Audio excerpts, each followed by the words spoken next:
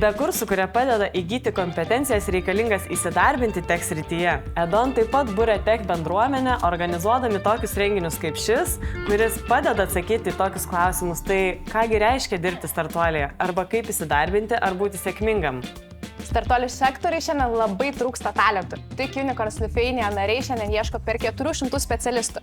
Ne tik IT specialistų, bet ir marketingistų, produktų vadovų ir visų kitų galinčių komercializuoti sukurtus produktus. Sako, kad startuoliuose mes tik linksminamės arba dirbam tik tais nuotoliu, o iš tiesų taip linksminamės, bet dar sunkiau dirbam. Taip, dirbam nuotoliu, bet didesnę dalį mes mėgstam praleisti ofise.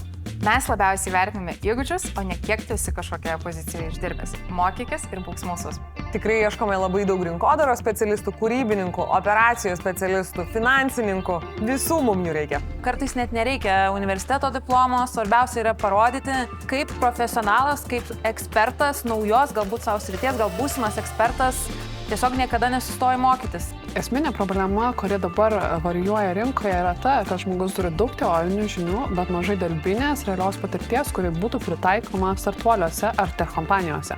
Būtent tokią problemą ir sprendžiame savo akademijoje, siekdami suteikti platformas, lektorius, praktikus, kurie padėtų kuo greičiau subildinti turimus įgūdžius startui tokiose kompanijose.